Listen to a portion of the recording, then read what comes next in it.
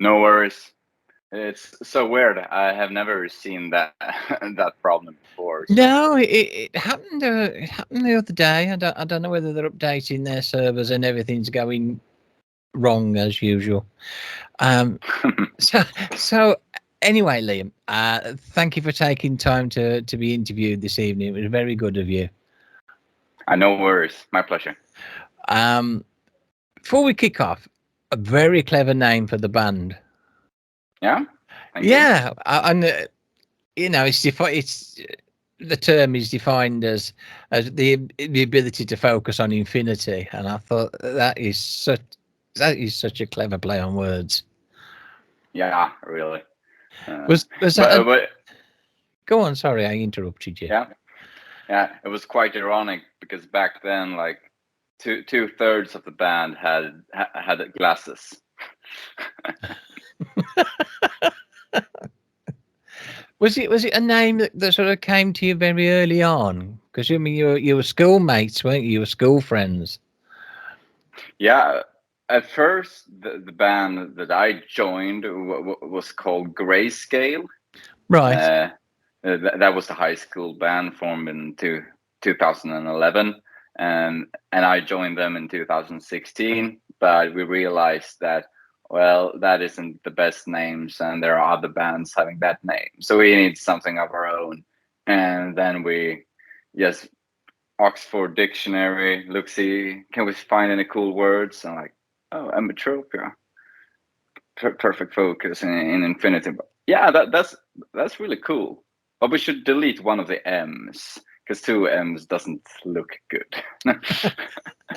But then it make less sense.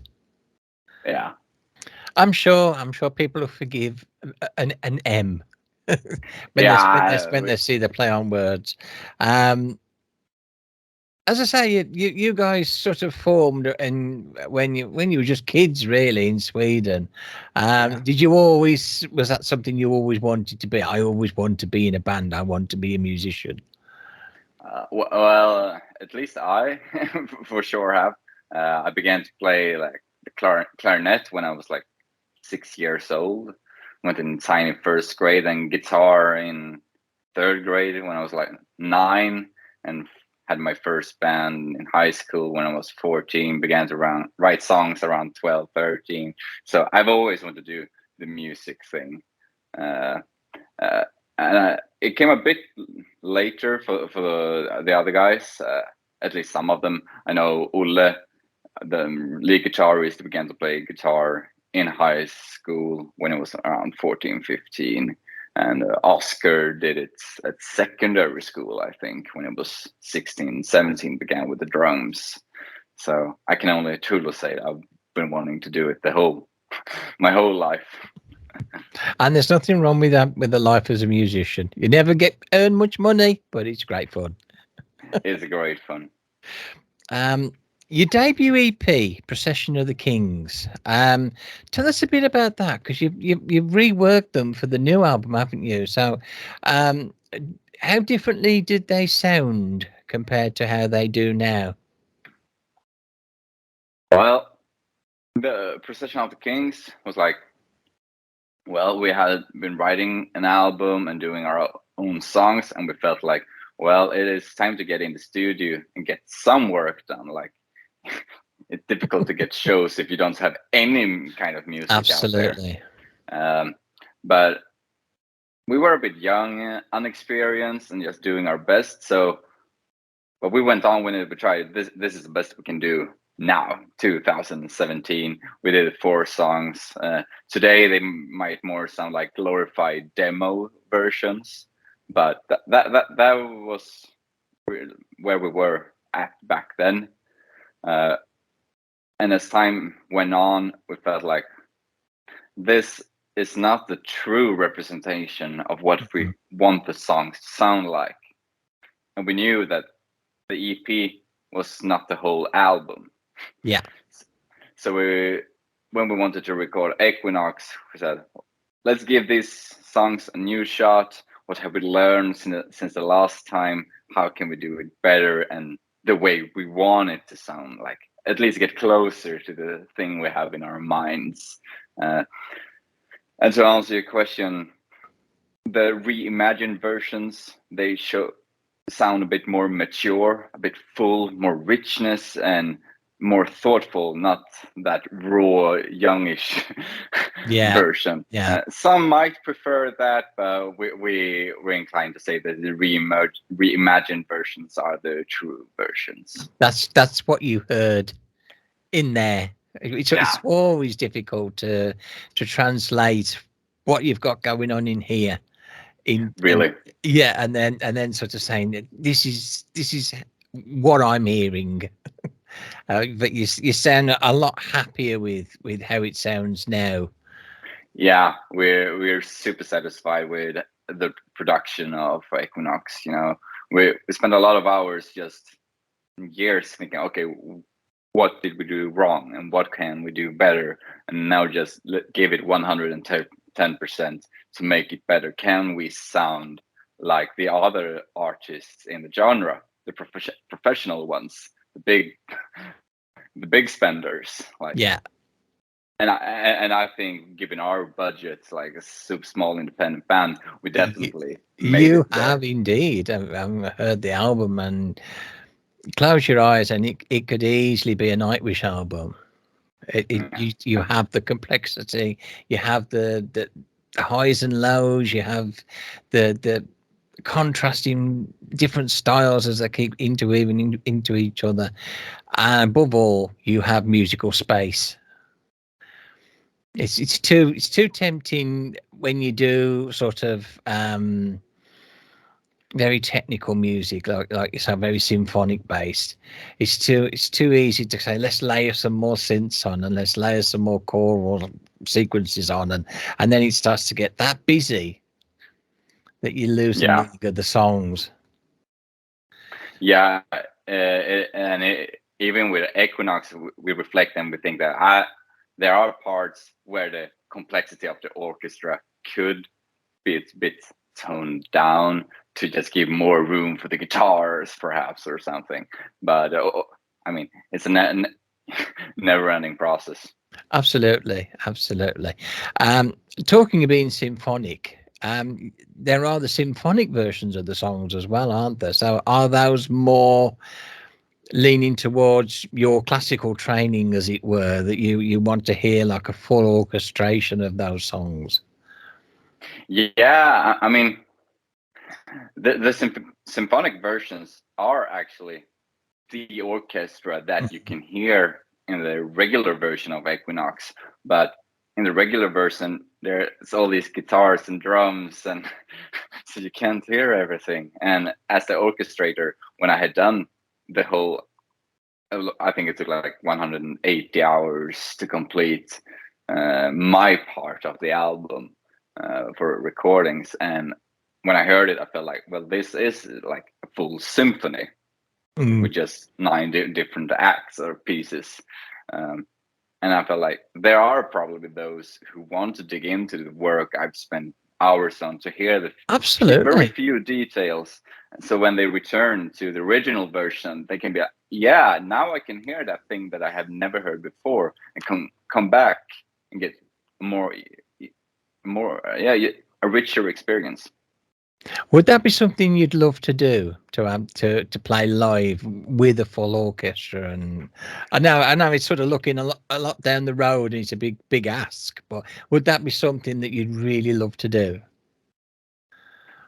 It would be really cool, but then I wouldn't have anything to do on stage. You No, would be the conductor. or something. No, I do a lot of singing as well. Uh, we have a few songs that we play live that no guitar on this one. I just move around and sing together with Lisa to get even more energy up on stage. So it would probably be really cool. But yeah, just a thing to hear a true symphony You never play, know. an orchestra play what you can have written. That would be really cool. You never know what you'll get offered. It's happened before, and it'll happen It again, I'm has. very sure. Now, the album itself, am I right in saying it's digital only across the usual sort of Bandcamps and SoundCloud and things like that? Only the symphonic versions. But you can, but The they can get the the CD version of the normal album. Fantastic, correct. and We have that's both. independent, isn't it? Yeah, independent release. Are you interested in a record label, or do you want to stay independent? We felt like for this first release, it made sense to like do Mm. it on ourselves, just so we can learn the whole thing and do it properly and see, well, how far can we go, and how with the time we're willing to spend and the money we're willing to spend.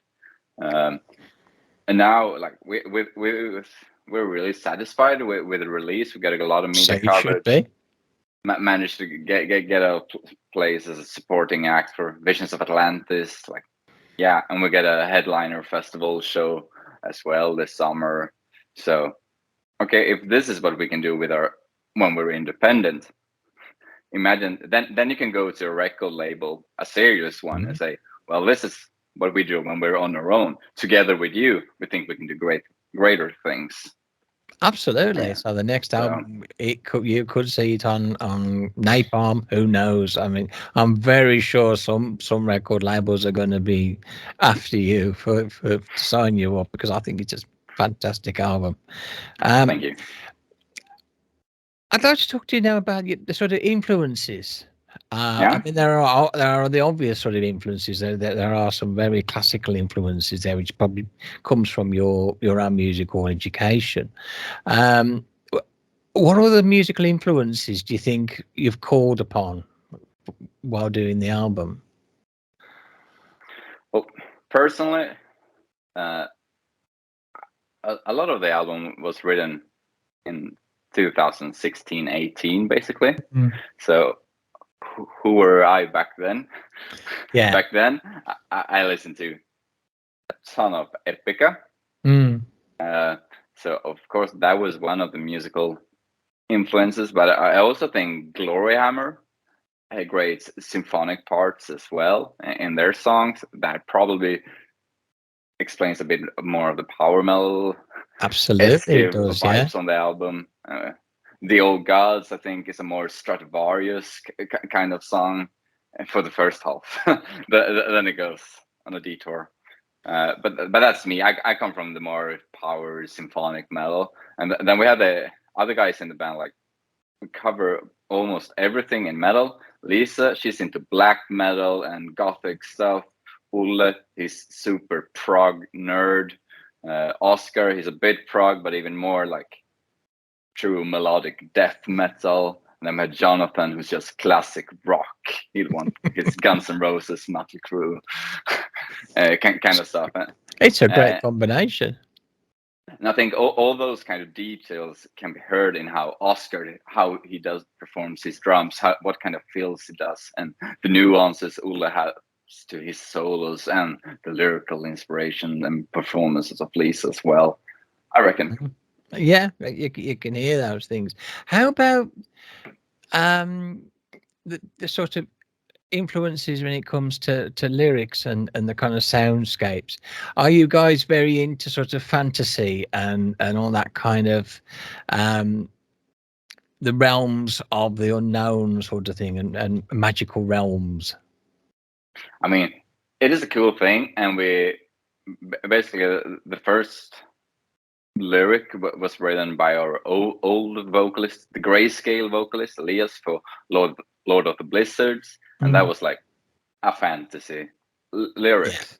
So we thought, okay, does this lyrical theme fit with the rest of the songs we have? And we're like, yeah. And we asked Lisa, well, can you do work? Are you willing to work this to a full fantasy album concept? And she was like, yeah, we can do this. So we worked on a fantasy album concept for this one, but it's like we don't have to do fantasy every time. I don't think that's not something you should aspire. Like it worked for this kind of music, but in the Mm. future we might go in another, perhaps more gothic, baroque kind of romantic Yeah. tale. And then we've been talking about doing more concepts like imagine a world where and then perhaps not a linear story, but just tales from that world or something. Wow, it certainly sounds like you're throwing ideas around, and almost as if there's the germ of the follow up album already there floating around. It's Yeah. good to hear. It's good to hear because album number 2 is notoriously difficult, and I don't want to jinx it. uh, you mentioned a couple of live dates. What are the live dates have you got lined up, or would you'd be really interested in signing up for? Can you repeat the question? Sorry. What other live dates have you got scheduled for this year and next year? I mean, Yeah, would there be live days. like festivals or anything you'd really love to be on?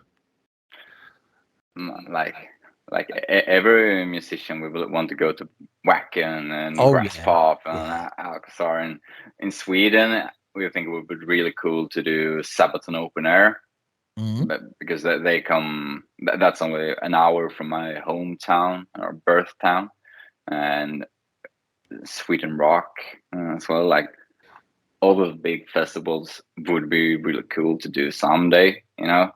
But right now we don't really have any more shows scheduled. So this autumn it's more like, okay, we're done the touring for Equinox. Now we see if any more shows appear. Otherwise, we're going back in the studio to release more stuff. Absolutely, good to hear. Uh, Before I let you go, what if you were to talk to a 16-year-old Liam out there just thinking about forming a band, and what advice would you give a 16-year-old Liam today? Be patient. Like it is super hard, but especially in the beginning, you have to be patient because, like as we decided to release Equinox, we said, okay, the album it's been done in July 2021. Everything was done, and then we said, okay, first single September, next single November, third single January, album February, symphonic versions of the album September, instead of like some bands like, okay, we made an album, here's the first single, 2 weeks later here's the second, another Mm, week third, and then the album, and they're like, okay, now what? yeah, Are you that's gonna right. tour for 2 years now, or are you just jumping back into the studio direct?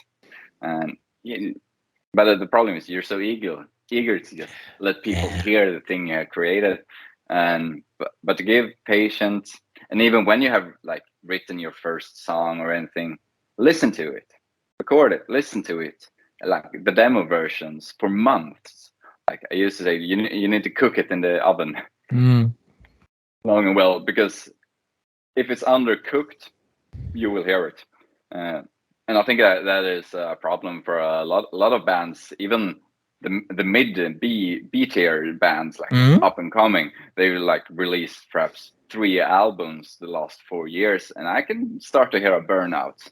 They yeah. might not hear it, but I can hear that the first album very musically inspired, a lot of great things happening. Second, a bit less. Third, oh, Mm. the ship is going downwards. Perhaps you should take some more time. I think where you want to go, and just not to release a lot of stuff, but at the same time you need to release stuff to stay relevant. So, I think long term, be patient. Thank you so much. That's sound advice, Liam. Really well put as well. Well, I wish you all the very best with whatever happens with the band and your next album and live shows and everything. You deserve to do well. Thank you very much. It's been a pleasure talking with you. And pleasure talking to you, Liam. Goodbye and take care of yourself. Bye. You Bye too. bye.